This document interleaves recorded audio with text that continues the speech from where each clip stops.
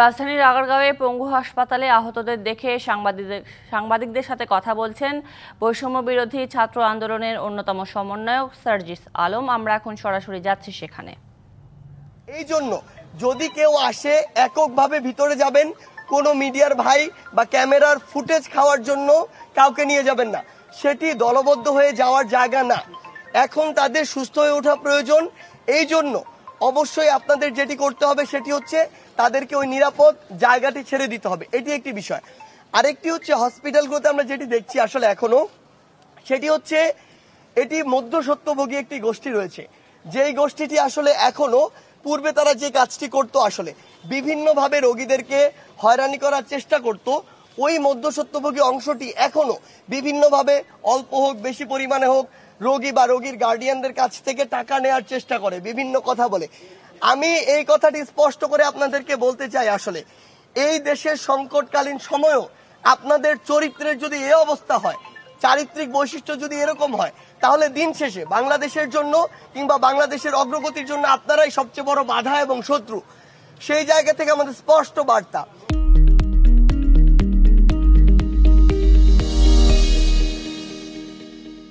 আপনারা যেমন সেবক, এই জায়গায় আপনাদের নামের যে প্রমাণ, সেই প্রমাণটি আপনাদেরকে দিতে হবে। এবং আমরা প্রত্যাশা করি সরকারি মহলে শুধু দেখানোর জন্য, রিপোর্ট দেওয়ার জন্য আমাদেরকে দেখাবেন না যে আমরা সব কাজ করছি। আপনারা আপনাদের জায়গা থেকে যেটি করার দরকার, দেখানোর জন্য নয়, দায়িত্বর জায়গা থেকে এই কাজটি করবেন বলে আমরা বিশ্বাস করি। এবং অন্তর্বর্তীকালীন সরকারের মাননীয় স্বাস্থ্য উপদেষ্টা যিনি রয়েছেন, তার উদ্দেশ্যে আমরা একটি কথা বলতে চাই।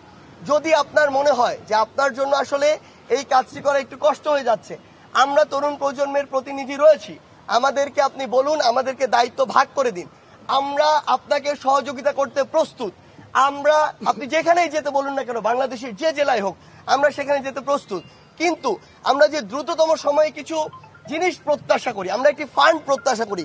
দিন শেষে যতই সরকারি মেডিকেল হসপিটাল আসলে বলা হোক যে সবকিছু ফ্রি, খরচ একটি রয়েছেই। ওই খরচটি অনেকের জন্য বেয়ার করা টাফ হয়ে যায়। আবার অনেকের উপার্জনক্ষম যে ব্যক্তিগুলো, তারা যখন হসপিটালে থাকে তাদের পরিবার তো চলতে হয়।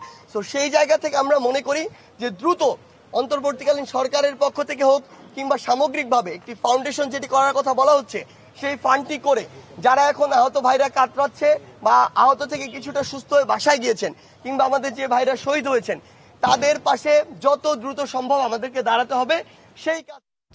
রাজধানীর পঙ্গু হাসপাতালে আন্দোলনে আহতদের দেখে সাংবাদিকদের সাথে কথা বলছেন বৈষম্য বিরোধী ছাত্র আন্দোলনের অন্যতম সমন্বয়ক সার্জিস আলম। আমরা সরাসরি ছিলাম সেখানে।